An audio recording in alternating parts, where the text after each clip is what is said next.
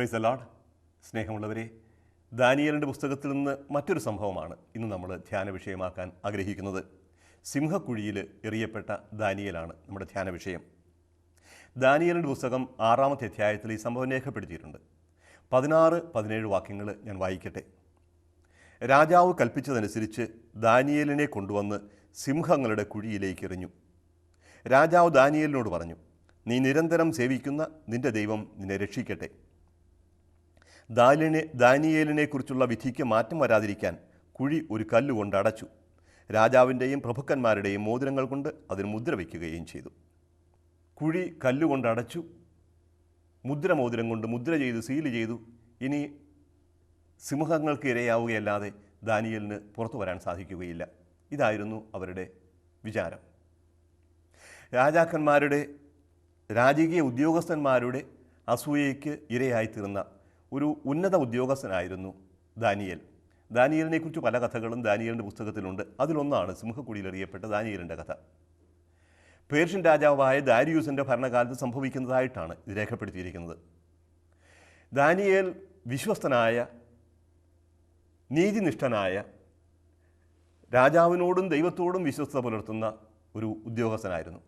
അതുകൊണ്ട് തന്നെ രാജാവ് അദ്ദേഹത്തെ ബഹുമാനിച്ചു, സ്നേഹിച്ചു. മറ്റെല്ലാ ഉദ്യോഗസ്ഥന്മാരെക്കാളും ഉപരിയായി അദ്ദേഹത്തിന് സ്ഥാനം കൊടുത്തു. അദ്ദേഹം എല്ലാ ഉദ്യോഗസ്ഥന്മാരുടെയും മേലുദ്യോഗസ്ഥനായി. മുഖം നോക്കാതെ നീതി നടപ്പിലാക്കുന്ന ഒരു രാജകീയ ഉദ്യോഗസ്ഥനായിരുന്നു ദാനിയേൽ.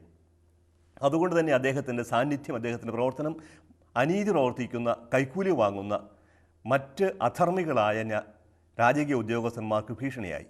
അതുകൊണ്ട് ഈ മുതിർന്ന ഉദ്യോഗസ്ഥനെ എവിടെങ്ങനെയെങ്കിലും വീഴ്ത്തുക എന്നത് അവരുടെ ഒരു ആവശ്യമായി മാറി. കാരണം ദാനിയേൽ തലപ്പത്തുള്ളിടത്തോളം കാലം ഒരനീതിയും പ്രവർത്തിക്കാനോ എന്തെങ്കിലും സ്വാർത്ഥ താല്പര്യങ്ങൾ നടപ്പിലാക്കാനോ ഈ ഉദ്യോഗസ്ഥന്മാർക്ക് സാധിക്കുമായിരുന്നില്ല. അതുകൊണ്ട് വളരെ സൂത്രശാലികളായ അവർ ഒരു ഉപായം കണ്ടുപിടിച്ചു. രാജാവിനെ കൊണ്ടൊരു കൽപ്പന ഉണ്ടാക്കിച്ചു, പേർഷ്യൻ രാജാവിൻ്റെ കൽപ്പന. ആ കൽപ്പന ഇതായിരുന്നു: ഇനി ഒരു മാസത്തേക്ക് രാജാവിനോടല്ലാതെ ഈ രാജ്യത്തെ ഒരു പ്രജകളും മറ്റാരോടും പ്രാർത്ഥിക്കാൻ പാടില്ല, മറ്റാരെയും ആരാധിക്കാൻ പാടില്ല. ഇവരുടെ കള്ളനാക്ക് മനസ്സിലാവാതിരുന്ന ദാരിയൂസ് നല്ല കാര്യമാണിതെന്ന് കരുതി കൽപ്പന പുറപ്പെടുവിച്ചു. രാജാവിൻ്റെ മുദ്ര കൊണ്ട് സീല് ചെയ്ത് പുറത്തിറക്കിയ കൽപ്പന പേർഷ്യക്കാരുടെ നിയമപ്രകാരം ഇനി മാറ്റാൻ പറ്റില്ല. രാജാവിന് പോലും മാറ്റാനാവാത്തതാണ് രാജാവ് പുറത്തിറക്കിയ ഒരു കൽപ്പന. ഈ കൽപ്പന എന്തെങ്കിലും ഉപകാരം ആർക്കെങ്കിലും ചെയ്യുമെന്ന് അവർക്ക് പ്രതീക്ഷയുണ്ടായിരുന്നില്ല. ഒരേ ഒരു ലക്ഷ്യമേ ഉണ്ടായിരുന്നുള്ളൂ: ദാനിയേലിനെ കുടുക്കിലാക്കണം. നീതിനിഷ്ഠനായ കാര്യസ്ഥന് വലവിക്കുന്ന ഒരു നിയമമായിരുന്നു ഇത്. രാജാവിൻ്റെ മുമ്പിൽ ദാനിയേലിനെ കുറ്റക്കാരനായി ചിത്രീകരിക്കുക എന്നല്ലാതെ മറ്റൊരു ലക്ഷ്യവും ഒരു നന്മയും ഈ നിയമം കൊണ്ടുണ്ടായിരുന്നില്ല. ദാനിയേലിൻ്റെ കാര്യം അറിയാമായിരുന്നു.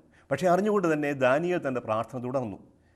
പടിഞ്ഞാറോട്ട് തിരിഞ്ഞ്, അപ്പോൾ പേർഷ്യയുടെ പടിഞ്ഞാറാണല്ലോ ജെറൂസലത്തേക്ക് നോക്കി ദാനിയേൽ നിരന്തരം പ്രാർത്ഥിച്ചുകൊണ്ടിരുന്നു. അത് ഈ ഉദ്യോഗസ്ഥന്മാർ കണ്ടുപിടിച്ചു. രാജാവിന് മുമ്പിൽ പരാതിയുമായി ചെന്നു. ദാനിയേലിനെ രാജാവ് വിചാരണ ചെയ്തു. ദാനിയേൽ പറഞ്ഞു, ശരിയാണ്, ഞാൻ ദൈവത്തോട് പ്രാർത്ഥിക്കും, ദൈവത്തോട് മാത്രമേ പ്രാർത്ഥിക്കൂ.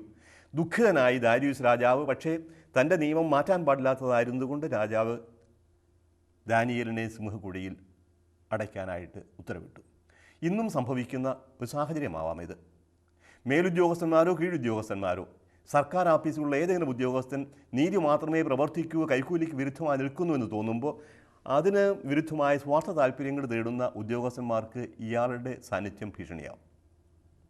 ഭീഷണി പലപ്പോഴും അവർ നടപ്പിലാക്കുകയും ചെയ്യും. ഇപ്പോൾ ദൈവനിഷേധ പ്രസ്ഥാനങ്ങൾ, നീതി നിഷേധിക്കുന്ന, സ്വാർത്ഥ ലാഭങ്ങൾ മോഹിക്കുന്ന വ്യക്തികൾ, നീതി പ്രവർത്തിക്കുന്നവരെ അപഹാസ്യരായി ചിത്രീകരിക്കുക, ദുരാരോപണങ്ങൾ, ദുഷ്പ്രചരണങ്ങൾ, കള്ളക്കഥകൾ, ഇതെല്ലാം കൊണ്ട് മറ്റുള്ളവരുടെ മുമ്പിൽ താറടിച്ചു കാണിക്കുക, കുറ്റവാളികളായി ചിത്രീകരിക്കുക. ഇത് ഇന്നും സംഭവിക്കാം. പക്ഷേ ഇത് ഭയന്ന് അനീതിക്ക് കൂട്ടുനിൽക്കരുത് എന്നാണ് ദാനിയേലിൻ്റെ കഥ നമ്മളെ പഠിപ്പിക്കുക. ദാനിയേലിനെ സിംഹക്കുഴിയിൽ അടച്ചു. പക്ഷേ അപ്രതീക്ഷിതമായ വിധത്തിൽ മറ്റുള്ളവരെ സംബന്ധിച്ച് അസാധ്യമെന്ന് തോന്നിയത് ദൈവം പ്രവർത്തിച്ചു. ദാനിയേലിൻ്റെ കൂടെ ദൈവം സിംഹക്കുഴിയിലേക്ക് കടന്നു വന്നു. സിംഹങ്ങളുടെ വായ പൂട്ടി. വിശന്ന് അലഞ്ഞിരുന്ന സിംഹങ്ങളായിരുന്നു. ദാനിയേലിനെ വിഴുങ്ങാൻ അവർക്ക് സാധിക്കുമായിരുന്നു. സാധാരണ രീതിയിൽ ചെയ്യേണ്ടതും അതായിരുന്നു. പക്ഷേ സിംഹങ്ങളെ ദാനിയേലിനെ തൊട്ടില്ല. പിറ്റേ ദിവസം സിംഹക്കുഴിയുടെ വാതിൽ തുറക്കുമ്പോൾ യാതൊരു കേടും കൂടാതെ ദാനിയേൽ പുറത്തു വന്നു. ദാനിയേലിനെതിരെ കുറ്റാരോപണമായി വന്ന ഉദ്യോഗസ്ഥന്മാരെ ആ കുഴിയിലേക്ക് തന്നെ വലിച്ചെറിഞ്ഞു. കുഴിയുടെ അടിയിലെത്തുന്നതിന് മുമ്പ് തന്നെ സിംഹങ്ങൾ അവരെ അടിച്ചു വീഴ്ത്തി തിന്നുകയും ചെയ്തു. ഇത് വീണ്ടും ഒരു വലിയ സാക്ഷ്യമായി മാറി. ദാരിയൂസ് മഹാരാജാവ് ഒരു കൽപ്പന ഇറക്കി, ദാനിയേൽ വിശ്വസിക്കുന്ന ആരാധിക്കുന്ന ദൈവം മാത്രമാണ് ദൈവം. അപ്പോൾ ദൈവത്തിനു വേണ്ടി സിംഹക്കുഴിയിലേക്കും അഗ്നി ജ്വാലയിലേക്കും തീച്ചൂളയിലേക്കും ഇറങ്ങിച്ചെല്ലാൻ വിശ്വാസികൾ തയ്യാറാകുമ്പോൾ അതൊരു വലിയ സാക്ഷ്യമാകും. ഈ സാക്ഷ്യമാണ് ഇന്നും ആവശ്യം. ദൈവത്തിലുള്ള വിശ്വാസത്തിൻ്റെ പേരിൽ ജീവൻ പോലും നഷ്ടപ്പെടുത്താൻ സന്നദ്ധമാകുന്ന വ്യക്തികൾ മറ്റുള്ളവരെ കൊന്നുകൊണ്ടല്ല, സ്വയം ജീവൻ അർപ്പിച്ചുകൊണ്ട് ദൈവത്തിന് സാക്ഷ്യം നൽകാൻ തയ്യാറാകുമ്പോൾ ദൈവം അവരുടെ കൂടെ ഉണ്ടാകും. നമ്മുടെ ജീവിതത്തിലെ ഓരോ നിമിഷവും ഓരോ ദിവസവും ഇപ്രകാരമുള്ള ഒരു സാക്ഷ്യത്തിന് പ്രതിബന്ധങ്ങൾക്കോ പ്രതിഷേധങ്ങൾക്കോ അല്ലെങ്കിൽ മരണഭീഷണിക്ക് തന്നെയോ വഴങ്ങി തിന്മ പ്രവർത്തിക്കാതെ ദൈവത്തോട് ചേർന്ന് നിൽക്കാനുള്ള കൃപ നമുക്ക് ദൈവം പ്രദാനം ചെയ്യട്ടെ.